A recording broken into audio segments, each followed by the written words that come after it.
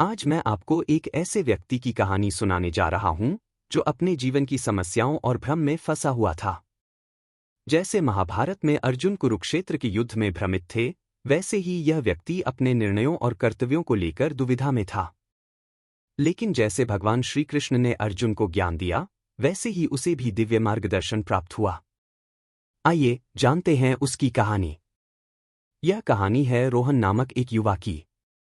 वह एक साधारण परिवार से था, लेकिन जीवन में कुछ बड़ा करना चाहता था। उसे एक बड़ी कंपनी में नौकरी का प्रस्ताव मिला। लेकिन दिक्कत यह थी कि यह प्रस्ताव उसे अपने परिवार और गृहनगर को छोड़कर विदेश जाने के लिए मजबूर करता था।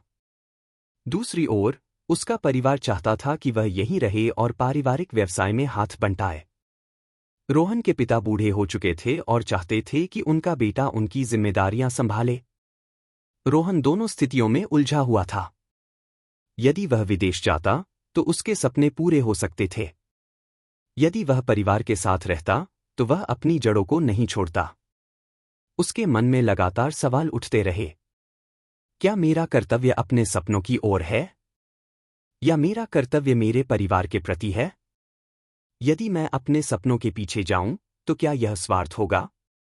उसे समझ नहीं आ रहा था कि सही क्या है।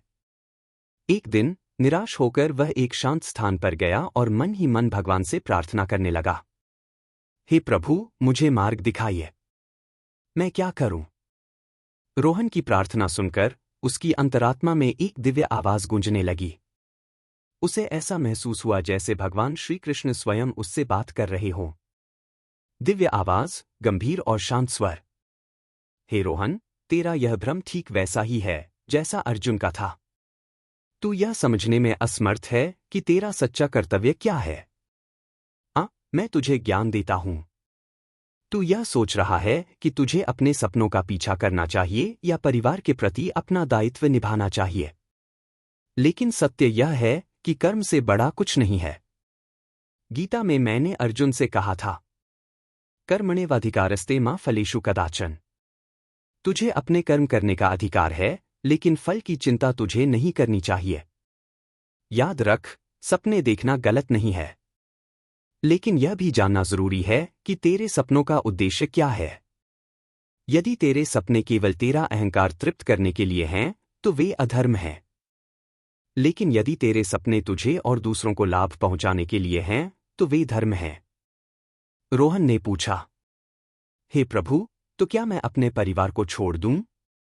दिव्य आवाज, हे वत्स, यह मत सोच कि परिवार छोड़ना या साथ रहना तेरे कर्तव्य को परिभाषित करेगा। तेरा सच्चा कर्तव्य वह है जो तुझे और तेरे परिवार दोनों को उन्नति की ओर ले जाए।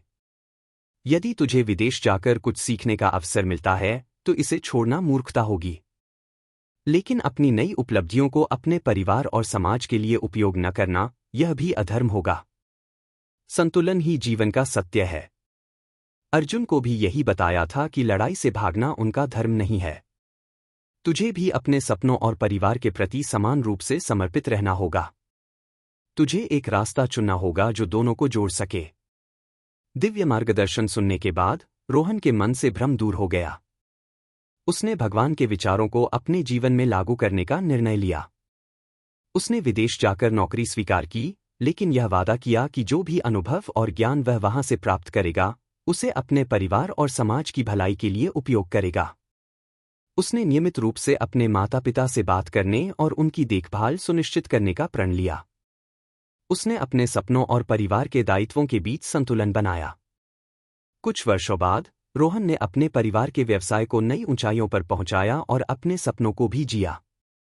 आज वह हर किसी से कहता है, जीवन में भ्रम आना स्वाभाविक है, लेकिन हमें यह समझना होगा कि हमारा कर्तव्य केवल अपने लिए नहीं, बल्कि अपने परिवार और समाज के प्रति भी है।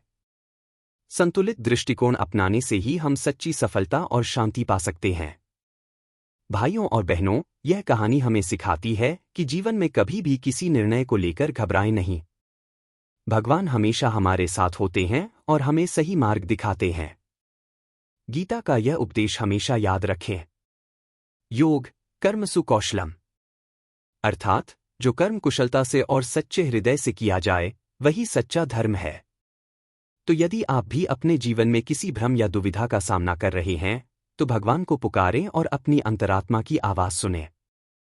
वह आपको सही मार्ग अवश्य दिखाएंगे। जय श्री कृष्ण। जय महादेव।